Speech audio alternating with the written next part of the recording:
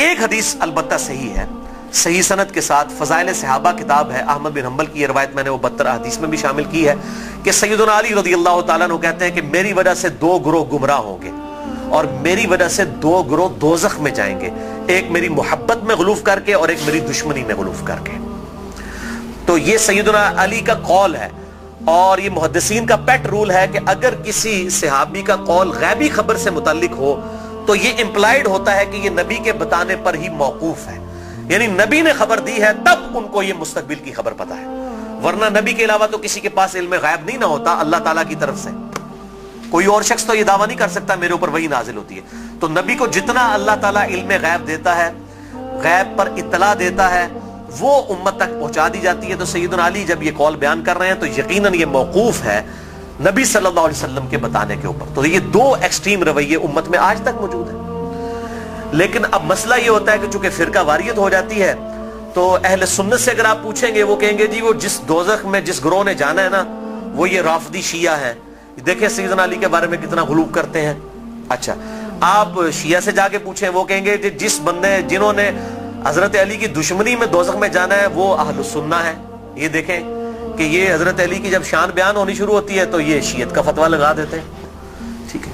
تو یہ دونوں ایکسٹریم رویے ہیں۔ اہل سنت کے ہاں بھی ناسبی موجود ہیں جو سیدنا علی سے بغض رکھتے ہیں، آج تک موجود ہیں، اور ان کی زیادہ تر تعداد جو ہے وہ اہل حدیث اور دیوبند مکتبہ فکر کے اندر موجود ہے۔ آپ کچھ بریلیوں میں بھی ایک کا دکا دانے آنے شروع ہو گئے ہیں، اور اسی طریقے سے جو رافضیوں کی اکثریت ہے وہ اہل تشیع کے ہاں پائی جاتی ہے جو کہ سیدنا علی کے بارے میں غلو کرتے ہیں۔ اہل سنت کا درمیان میں مسلک ہے اس حوالے سے، اور اس میں وہ امام شافعی کا شعر کوٹ کروں گا ضرور، جو انہوں نے دیوان الشافعی ان کا اپنا دیوان چھپا ہوا ہے، اس میں کوئی سند کی ضرورت نہیں ہے، اور تمام ائمہ محدثین نے اپنی حدیث کی کتابوں میں اس قول کو نقل کیا ہے، اسماء الرجال کی کتابوں میں اس قول کو نقل کیا ہے۔ امام ذہبی رحمہ اللہ نے جو امام ابن تیمیہ کے شاگرد ہیں انہوں نے بھی نقل کیا، امام ابن تیمیہ نے بھی نقل کیا، اور امام ابن کثیر نے بھی، اور باقی سارے ائمہ نے، ابن حجر اسقلانی نے بھی، کہ امام شافعی فرمایا کرتے تھے ان کان رفضا حب آل محمد صلی اللہ علیہ وسلم، اگر آل محمد کی محبت کا نام رافضی یا شیعہ ہونا ہے فلیشہد الثقلان انی رافضی، تو جن و انس گواہ ہو جاؤ اس بات پہ کہ میں رافضی ہوں۔ کہ اگر سیدنا علی سے محبت کا نام شیعہ ہونا ہے اور تم مجھے بلیم کرتے ہو کہ میں علی سے محبت کیوں کرتا ہوں، آل محبت سے محبت کیوں کرتا ہوں، اس کی بنیاد پہ تم مجھے شیعہ کہتے ہو، تو گواہ ہو جاؤ میں شیعہ ہوں۔ اور میں نے اس میں پھر ایڈ کیا کہ اگر آج امام شافعی زندہ ہوتے تو میں کہتا کہ شیخ صاحب آپ میرے بھی کچھ اشعار اس میں ایڈ کر لیں۔ آپ نے تو کہا نا کہ اگر اہل بیت کی محبت کا نام رافضی یا شیعہ ہونا ہے تو میں ہوں رافضی، تو میں یہ کہتا ہوں کہ اگر نبی صلی اللہ علیہ وسلم کی محبت کا نام اگر وہ غلوف کے درجے میں نہ ہو، بریلوی ہونا ہے تو میں بریلوی ہوں۔ اگر صحابہ کرام سے عقیدت کا نام اگر غلوف کے درجے میں نہ ہو، یہ شرط ہے، ادھر بھی معصومیت نہ کلیم کر دی جائے دیوبند کی طرح، اگر اس کا نام دیوبندی ہونا ہے تو میں دیوبندی ہوں۔ اور اگر کتاب و سنت کے منہج کو اور اجماع کو حجت مانتے ہوئے فائنل اتھارٹی ماننا اور اس کے مقابلے پر کسی کی بات کو حجت نہ سمجھنا اہل حدیث ہونا ہے تو میں اہل حدیث ہوں۔ تو یہ صرف ایک سمجھانے کے لیے ایک جملوں کے طور پر ہے، باقی الحمدللہ ہم مسلمان ہیں اور ہمیں اسی پر فخر محسوس کرنا چاہیے۔ اللہ تعالیٰ نے ہمیں مسلم پیدا فرمایا ہے، وَسَمَّاكُمُ الْمُسْلِمِينَ، اس نے نام بھی ہمارا مسلمان رکھا ہے، ہمیں اسی پہ فخر محسوس کرنا چاہیے۔ باقی جو یہ فکر کی بات ہوتی ہے، اگر اصحاب الحدیث یا اہل السنہ کی فکر محدثین نے استعمال کی تو یہ فکر کے طور پر تھا، کبھی یہ مسجدوں کے باہر اس طریقے سے تفریق نہیں کی جاتی تھی جس طرح آج کل ہو چکی ہے، اور آج کل بھی ہر جگہ نہیں ہے۔ پورے سعودیہ میں اس طرح کی تفریق نہیں ہے کہ مسجد کے باہر آپ کو اس طرح کی چیزیں ملیں، یا ملیشیا کے اندر جن ملکوں کے اندر تھوڑی ہوش آئی ہے تو ان چیزوں سے چیزیں پاک ہیں۔ اور ایون ہمارے جو یورپ اور امریکہ کے اندر اگرچہ فرقوں کے نام پہ مسجدیں بنی ہیں لیکن کم از کم وہاں پہ اتنی ٹالرنس ہے کہ لوگ تمام کے تمام لوگ ایک جگہ پہ نماز پڑھتے ہیں، ایک دوسرے کے پیچھے نماز پڑھ لیتے ہیں۔ یہ یہاں پر لعنت ہے انڈیا، پاکستان اور بنگلہ دیش کے گندے کلچر کے اندر کہ یہاں پر لوگ جو ہیں وہ مطلب اس طرح فرقوں میں بٹے ہوئے ہیں کہ ایک دوسرے کے پیچھے نماز بھی نہیں پڑھتے۔ آج بھی مجھے ایک بھائی کا فون آیا، اکثر لوگ سوال کر رہے ہوتے ہیں فلاں کے پیچھے نماز ہو جاتی، فلاں کے پیچھے نماز ہو جاتی ہے۔ میں ان کو ایک ہی جملہ بولتا ہوں کہ میرے بھائی جس کو آپ کافر نہیں کہہ رہے نا اس کے پیچھے نماز ہو جاتی ہے۔ آپ نے اگر یہ اناؤنسمنٹ کرنی ہے کہ اس کے پیچھے نماز نہیں ہوتی تو اس کو پہلے کافر ڈکلیئر کریں گے۔ اگر آپ میں یہ جرت نہیں ہے نا، آپ مسلمانوں سے سمجھ رہے ہیں نا، अहलुल बिदा समझ रहे हैं, कलमा को मुशरिक समझ रहे हैं, कुछ भी समझ रहे हैं, काफिर कहने की आपको जुर्रत नहीं है ना, तो समझ ले कि वो मुसलमान है। अब वो मुसलमान है, वो अहले बिदत में से भी हो सकता है, कलमा को मुशरिक भी हो सकता है, ठीक है, कुछ भी हो सकता है। जब तक वो काफिर नहीं है उसके पीछे नमाज दुरुस्त है। ये है बिल्कुल मोटा सा फार्मूला।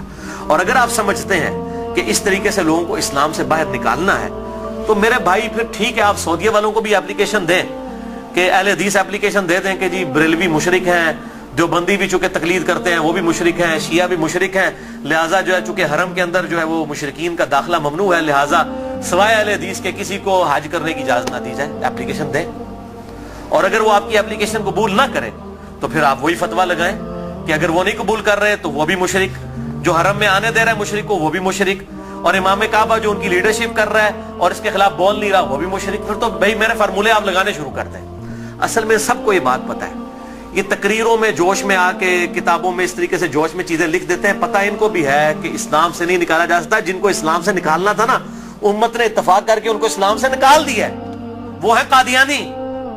उनके बारे में सब ने इत्तेफाक किया हुआ है। अगर कोई कादियानियों के अलावा किसी मुसलमान के फिरके को जो इंडिया पाकिस्तान बांग्लादेश में पाया जाता है काफिर समझता है, तो भाई एप्लीकेशन पुट करे, आप देखें जरा फिर इनके साथ होती क्या है। अहले हदीस के खिलाफ पुट करेंगे ना, वो सारों के बाबों का चट्टा बट्टा खोल देंगे। आप बरेलवियों के खिलाफ पुट करेंगे, बरेलवी अहले हदीस देवबंद शिया के बाबों का चट्टा बट्टा खोल देंगे। शिया के खिलाफ पुट करेंगे ना, वो इनके सारे बाबों को नंगा कर देंगे। देवबंदियों के खिलाफ बात करेंगे, वो इनके बाबों को नंगा कर देंगे। क्यों? कि सबके पास थोक के हिसाब से एक दूसरे के खिलाफ गुमराहकुन नजरियात जो है ना किताबों के अंदर मौजूद है। ठीक है, ये इतना सीधा मामला नहीं है इसको जिस तरीके से समझा जाता है। तो ये मेरे भाइयों बहुत क्रिटिकल इशू है। जिसको आप काफिर नहीं कह रहे उसके पीछे आपकी नमाज बिल्कुल दुरुस्त है। या जुर्रत करें काफिर कहने की, फिर अगली बात करें। अगर आप ये जुर्रत नहीं कर रहे तो यकीनन आप मुसलमान समझ रहे हैं, एक दूसरे के पीछे नमाजें भी पढ़ते हैं, पढ़ें, एक दूसरे के साथ निकाह भी करें, एक दूसरे के साथ मामलात भी करें, इल्मी तरीके से एक दूसरे के साथ मामलात को आगे लेके चलें। बाकी तो हालत ये हो चुकी है मेरे भाई के यहां तो एक फिरके के जो लोग हैं उनमें कितनी पार्टी बाजी है। एक घर के अंदर एक फिरके के लोग हैं, उनमें पार्टियां मौजूद हैं। कोई एक जमात के साथ है, कोई दूसरी जमात के साथ है। वो कहता जी कुर्बानी दी खाल मैं उन्होंने देनी है, वो कहता मैं उन्होंने देनी है। और मौलवी दा वास चले तो तुम्हारी भी खाल के ला के ला जाए ईद वाले दाड़े। बिल्कुल कई लोग ऐसे मिले हैं, वो कहते हैं जी हम दो बकरे इसलिए देते हैं कि जी वो हमने एक जो है वो इस पार्टी को देना है, दूसरी पार्टी को देना है, वरना वो नाराज हो जाएगी। और दोनों का मसले एक ही है। और इसके अलावा सियासी बुनियाद भी जो डिवीजन हुई है वो अलग से है। तो डिवीजन तो बहुत ज्यादा है। और फिर कहते हैं जी वो हम आपस में एक दूसरे को गुमराह तो नहीं समझते, गुमराह नहीं समझते। तो मेरे भाई एक दूसरे का इस लेवल तक आप रद्द करते हैं कि मस्जिदें छीन लेते हैं एक दूसरे से। अगर गुमराह समझ रहे तो तभी मस्जिद छीनते हैं ना। मस्जिद क्यों छीनी जाती है कि मेरे वाले करें? तो या सीधा सीधा पब्लिक को बताएं कि ये मस्जिद जो है ये हमारे चंदे बटोरने के अड्डे हैं। तो चूंकि इधर से हमने चंदे बटोरने होते हैं, आपकी चमड़ियां उतारनी होती हैं, इसलिए हम मस्जिदें आपसे छीन रहे होते हैं। तो बताएं पब्लिक को, यही बात हो सकती है ना। तो या फिर अगर ये नहीं कह रहे तो आप फिर ज़ाहिर है दूसरों को गुमराह समझ रहे हैं। गन पॉइंट के ऊपर एक दूसरे की मस्जिदें छीनते हैं, लड़ाइयां करते हैं, और फिर कहते हैं जी हम एक ही हैं। कोई एक नहीं होते मेरे भाई। देवबंद का ममाती गिरोह, हयाती गिरोह, इतने एक्सट्रीम इख्तिलाफात हैं आप सोच भी नहीं सकते। बरेलवियों के अंदर आप आ जाएं, दावत इस्लामी को देख लें और डॉक्टर तैयब कादरी साहब और सैफियों की पार्टी जमीन के आसमान की इख्तिलाफात है। अहले हदीस के अंदर आप आ जाएं, वहां पे जमात दावा को देख लें, जमीयत अहले हदीस को देख लें, जमीन आसमान की इख्तिलाफात है। मैं तो मतलब जिन्होंने कहते ना कि पंजाबी मुहावरा दाइयां को नहीं टेढ़ छुपे होते हैं। मैं तो सारे नाल रहा, मुझे तो पता है इनकी सबकी क्या सूरत हाल है। चंदों की बुनियाद के ऊपर लड़ाइयां होती हैं और बाज़ औक़ात जो है वो असला तक निकाल लिया जाता है, मस्जिदों के ऊपर कब्जा कर लिया जाता है, मस्जिदें बंद हो जाती हैं। हमारे खुद इस्लामाबाद में एक अहले हदीस की मस्जिद 1 साल तक बंद रही है, सिर्फ 2 पार्टियों के झगड़े की वजह से। और फिर अल्टीमेटली जो है वो बड़ी मुश्किल के साथ इशू जो है वो रिजॉल्व हुआ। और इस हद तक हो गई कि इमाम मस्जिद को धमकी लगाई जाती थी, अगर तूने उधर जाके इमामत कराई ना तो तेरी लता बांध देंगे, इस लेवल तक। और उस मस्जिद के दाएं तरफ एक पार्टी ने खैमा लगाया, बाईं तरफ एक पार्टी ने खैमा लगाया, दोनों जो है वो नमाजें पढ़ा रहे हैं और दोनों ने अब स्पीकर लगाए हुए हैं और एक दूसरे की तरफ रुक किए हुए, नमाजी अंदर 4-5 ने। ये हालत है मौलवियों की। तो मैं ये समझता हूं कि इस्लाम के खिलाफ सबसे बड़ी साजिश जो है ना ये उलमा है। और ये बात मेरी बुरी ना मानिएगा, सूरह अल-अराफ के अंदर अल्लाह ताला ने आयत नंबर 175 آنورڈ اگر آپ پڑھنا شروع کریں گے تو اللہ تبارک و تعالی نے علماء سو کی مثال جو ہے کتے کی سی دی ہے. اللہ تعالیٰ فرماتا ہے یہ جو علماء، بلعام بن باورا ایک بہت بڑا عالم تھا یہودی، اس کی مثال اللہ تعالیٰ نے دی ہے کہ اس کی مثال کتے کی سی ہے کہ اس کو کوئی چیز ملتی ہے تب بھی یہ زبان ہانپتا رہتا ہے، نہ ملے تب بھی ہانپتا رہتا ہے، کہ وہ لالچی ہے نا. یعنی کتے کا کام یہ ہے کہ وہ لالچ میں زبان باہر نکال کے رکھے، چاہے پیٹ بھرا ہوا ہو یا نہ ہو. علماء کی مثال اللہ تعالیٰ نے کتے کی دی ہے قرآن حکیم کے اندر. آپ اندازہ کریں کتنی سخت مثال ہے. ہم بھی یہ بات کرتے ہیں، پنجابی ایک محاورہ ہے، کتی چورانا رلی ہے، سنے ہیں نا. یعنی چور سے بچانے کے لیے، گھر کی حفاظت کے لیے کتا رکھا جاتا ہے. جب کتا ہی چوروں کو بتانا شروع کر دے کہ فلاں قیمتی مال فلاں جگہ پہ اس کو لوٹ لو، تو اس کو پنجابی میں کہا جاتا ہے کتی چورانا رل گئی ہے. یعنی کتا جو ہے وہ الٹا چوروں کے ساتھ مل گیا ہے. ہمارے علماء کی بھی مثال یہی ہے. وہ علماء جو اپنی پبلک کو یہ کہہ رہے ہیں قرآن و سنت ڈائریکٹ نہ پڑھنا گمراہ ہو جاؤ گے، تو یہ اس سے بڑی کیا دشمنی ہے؟ ہم غیر مسلم کو کیسے قرآن پیش کریں گے اگر ہم اپنے مسلمان بھائی کو یہ کہہ رہے ہیں قرآن ڈائریکٹ نہ پڑھنا گمراہ ہو جاؤ گے؟ کیوں کہہ رہے ہوتے ہیں؟ کیونکہ ان کو پتہ ہے قرآن میں وہ کچھ لکھا ہے جو ہمارے عقیدوں، ہمارے بابوں کے عقیدوں کے خلاف ہے. اگر یہ بات کریں گے تو گمراہ ہی ہوگا نا. تو یہ جو پٹی پڑھا رہے ہیں، مجھے پتہ ہے اس سے بڑے اسلام کے دشمن کون ہیں. اب آپ ان کی پگڑیوں سے، داڑیوں سے، تسبیحوں سے، ان کی شکلوں سے دھوکہ نہ کھائیں. اسلام کے بہت بڑے دشمن ہیں یہ لوگ. اللہ تعالیٰ ان کے شر سے محفوظ فرمائے. تو بات کہاں سے کہاں نکل گئی. اللہ تعالیٰ فرماتا ہے ہم نے ماں باپ، ان کو ماں اور بیٹے دونوں کو جہان والوں کے لیے بہت بڑی نشانی بنایا تھا. ان ھذہ امتکم امۃ واحدہ، اے نبیوں کے ماننے والوں، یہ سب کی سب امتیں، تمام نبیوں کے پیروکار اور انبیاء کی تعلیمات ایک ہی تھی. وَأَنَا رَبُّكُمْ فَاعْبُدُونَ، اور میں تمہارا رب ہوں پس میری ہی عبادت کرو. یعنی عیسیٰ، موسیٰ، ابراہیم، نوح علیہم السلام اور محمد رسول اللہ صلی اللہ علیہ وسلم، یہ ایک ہی درخت کی شاخیں ہیں، ایک ہی درخت کے پھل ہیں. یہ کوئی ڈیفرنٹ تعلیمات نہیں ہے، بنیادی عقائد سیم ہے. ہاں وقت کے ساتھ ساتھ اللہ تعالیٰ نے شریعت کے اندر کچھ تبدیلی کی، لیکن بنیادی عقیدہ توحید سب کا سب ایک، اور وہی اللہ تعالیٰ نے بات کر دی. وَأَنَا رَبُّكُمْ، اور میں ہوں تمہارا رب، فَاعْبُدُونَ، پس میری عبادت کرو. وَتَقَطَّعُوا أَمْرَهُمْ بَيْنَهُمْ، مگر لوگوں نے پارا پارا کر دیا آپس میں دین کو. کُلٌّ إِلَيْنَا رَاجِعُونَ، سب کے سب کو لوٹ کر ہمارے پاس آنا ہے. اللہ تعالیٰ فرماتا ہے ہم نے ایک دین دیا تھا لیکن لوگوں نے فرقے بنا لیے. ایک تو یہ انبیاء کے نام پر یہ تقسیمیں ہوئی، اور بعد میں پھر نبیوں کے ماننے والوں میں بھی بزرگوں کے نام پہ تقسیمیں ہو گئی. یعنی آج عیسائی، یہودی اور مسلمز نبیوں کے نام کے اوپر اپنے آپ کو ڈیوائیڈ کیا ہوا ہے نا، حالانکہ تعلیمات ایک ہے. اور ہم کیوں اپنے آپ کو بہتر سمجھتے ہیں؟ ہم کسی نبی کا ڈینائی نہیں کرتے. لا نفرق بین احد من رسلی، ہم ایمان لانے میں کسی نبی میں فرق نہیں کرتے. لیکن یہودیوں کو دیکھیں، حضرت عیسیٰ کا انکار کرتے ہیں، محمد رسول اللہ کا انکار کرتے ہیں صلی اللہ علیہ وسلم. عیسائیوں کو دیکھیں، حضرت موسیٰ کو بھی مان رہے ہیں، حضرت عیسیٰ کو بھی مان رہے ہیں، ہمارے نبی کا انکار کر رہے ہیں. تو انہوں نے اپنی پگڈنڈی الگ کر لی ہے. اور ہمیں کیا تعلیم دی گئی کہ ہم عیسیٰ علیہ السلام کو بھی ویسا ہی پیغمبر مانتے ہیں جس طرح کہ اپنے محبوب صلی اللہ علیہ وسلم کو مانتے ہیں. ہمارے نزدیک نبی صلی اللہ علیہ وسلم کا انکار کرنے والا بھی ویسے ہی کافر ہے جس طرح کسی ایک پیغمبر کا انکار کرنے والا کافر ہے. سیم یہ اللہ تعالیٰ نے.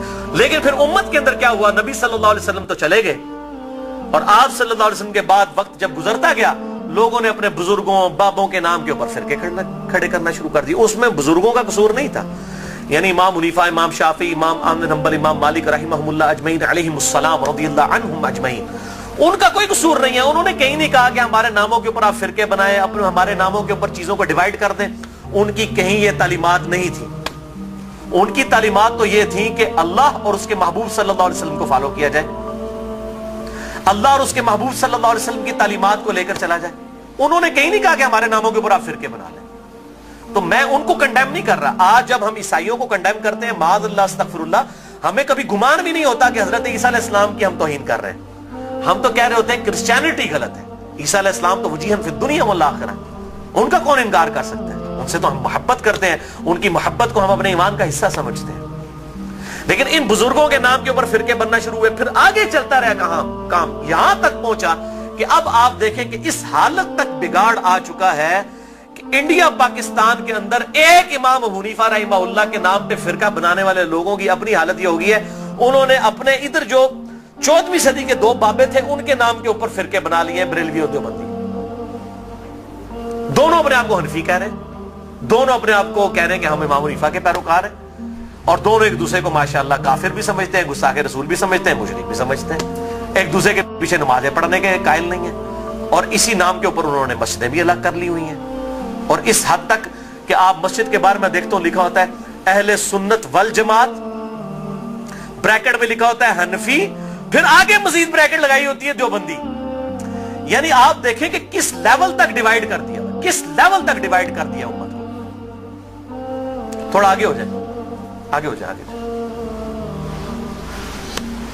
اور میں حیران ہوتا ہوں کہ انڈیا کے 2 شہروں کی بنیاد کے اوپر امت کو ڈیوائیڈ کر دیا. یہ دیوبند اور بریلی انڈیا کے 2 شہر ہیں، اس کے نام کے اوپر ڈویژن کر دی ہوئی ہے. یہی حال اہل حدیث کا ہے. کبھی اپنے آپ کو اہل حدیث کہیں گے، کبھی سلفی کہیں گے، کبھی کہیں گے غربا اہل حدیث، کبھی کچھ. کس لیول تک بگاڑ آ گیا. حتیٰ کہ اگر آپ اب یورپ میں چلے جائیں تو وہاں 2 فرقے بن چکے ہیں، اہل حدیث اور سلفی. اور سلفیوں میں بھی 2 ہیں، ایک تقلیدی سلفی ہیں اور ایک غیر مقلد سلفی ہیں. اور ابھی ایک اور شوشہ چھوڑا ہے مدخلی. یہ ایک اور فرقہ جو ہے وہ عرب کے اندر نکلا ہے، جو کہ اپنے علاوہ سب کو کہتا ہے کہ یہ اہل حدیث سے خارج ہیں، ہم کوئی بہت بڑے اہل حدیث ہیں. یہی ہوتا ہے میرے بھائیوں، جب یہ پارٹی بازی شروع ہوتی ہے نا، اس کا انجام یہی ہوتا ہے. خدا کے لیے اس طرف واپس آ جائیں جہاں ہمارے محبوب صلی اللہ علیہ وسلم ہمیں چھوڑ کر گئے تھے. ہوا سماکم المسلمین من قبل وفی ھذا. اللہ کے پیغمبر ابراہیم علیہ السلام نے اس قرآن کے نزول سے پہلے تمہارا نام مسلم رکھ دیا تھا، اور اس کتاب میں وفی ھذا اللہ نے بھی انڈورس کر دیا اپنے آپ کو مسلمان کو. کیوں اپنے آپ کو ڈیوائیڈ کرتے ہو؟ کس لیول تک ڈویژن کرو گے؟ پہلے کہتے تھے جی اگر ہم سنی شیعہ کی ڈویژن نہیں کریں گے تو پتہ کیسے چلے گا. چلو جی وہاں بھی مسئلہ حل ہوا. پھر آگے گئے جی نہیں اگر ہم حنفی شافی مالکی حنبلی اہل حدیث نہیں کریں گے پتہ کیسے چلے گا. چلو وہاں بھی مسئلہ حل ہو گیا. پھر آگے کہ نہیں جی اہل حدیث میں بھی اتنی پارٹیاں تھیں تو ہم سلفی کہیں گے تو تب پتہ چلے گا. میرے بھائی یہ جتنی دمیں لگائی ہوئی ہیں نا، میں ان کو دمیں کہتا ہوں، یہ آپ دمیں لگاتے چلے جائیں، اس کی کوئی اینڈ نہیں ہے، سوائے اس کے کہ امام مالک رحمہ اللہ کا قول ہے، وہ فرمایا کرتے تھے اس امت کے آخری حصے کی بھی ہدایت ویسے ہی ہوگی جس طرح کے ابتدا کے حصے کی ہوئی تھی. صحابہ کرام علیہم رضوان، اہل بیت، بریلوی، دیوبندی، اہل حدیث، شیعہ، اہل سنت اس تفریق سے بہت بالا تھے. آج بھی الحمدللہ وہ مسلمان اس پیٹرن کے اوپر. مجھے کہتے ہیں لوگ جی وہ آپ کس فرقے سے ہیں؟ میں کہتا ہوں جی میں اس گروہ میں شامل ہوں. فرقہ تو ہے ہی اسلام میں حرام.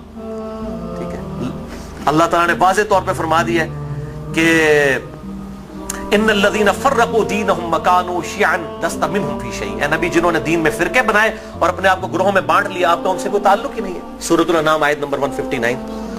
اس طریقے سورہ آل عمران کے اندر ہے واعتصموا بحبل اللہ جميعا ولا تفرقوا. اللہ کی رسی یعنی قرآن کو، صحیح مسلم میں آتا ہے غدیر خم کی حدیث میں کہ یہ قرآن ہے اللہ کی رسی، اس کو مضبوطی سے پکڑ لو، فرقوں میں مت بٹو. پھر پوچھ رہے ہوتے ہیں فرقہ کون سا ہے، تو میں پھر آخر میں تنگ آ کے کہتا ہوں میرے بھائی میرا وہی گروہ ہے جو صحابہ کرام کا تھا. اگر صحابہ بریلوی تھے تو میں بریلوی ہوں، اگر صحابہ دیوبندی تھے تو میں دیوبندی ہوں، اگر صحابہ اہل حدیث تھے تو میں اہل حدیث ہوں، اگر وہ شیعہ تھے تو میں شیعہ ہوں. وہ کہتے ہیں نہیں جی صحابہ تے مسلمان ہی سن، لیکن ہون لوڑ پیندی ہے. تو میں کہتا ہوں میرے بھائی آج ضرورت کس طرح پڑ رہی ہے؟ اگر آج ضرورت پڑ رہی ہے تو نبی صلی اللہ علیہ وسلم کا کام تھا یہ امت کو بتا کے جاتے کہ میرے بعد یہ ہوگا تو جو اس فرقے کا نام ہوگا وہ صحیح ہوگا. بتائیں، صرف ایک بات آپ نے فرمائی، الجماعہ کو پکڑ لینا، امت کی مین سٹریم کو. اور میں آپ کو بتاؤں امت کی مین سٹریم جو ہے نا، عام مسلمان، وہ فرقہ واریت سے بالکل لا تعلق ہو چکا ہے. اور خصوصاً ابھی جو نیو مسلم ہے وہ اپنے آپ کو مسلمان محسوس کرنے میں ہی فخر محسوس کرتے ہیں الحمدللہ. تو اللہ تعالی ہمیں توحید پر بھی کاربند رکھے اور توہین رسالت سے بھی بچائے. نبی صلی اللہ علیہ وسلم کی سچی عقیدت نصیب فرمائے. اپنی موت سے پہلے اپنی قبر و آخرت کی تیاری کرنے کی توفیق عطا فرمائے. سبحانک اللہم و بحمدک اشہد ان لا الہ الا انت استغفرک و اتوب الیک وما علینا الا البلاغ المبین.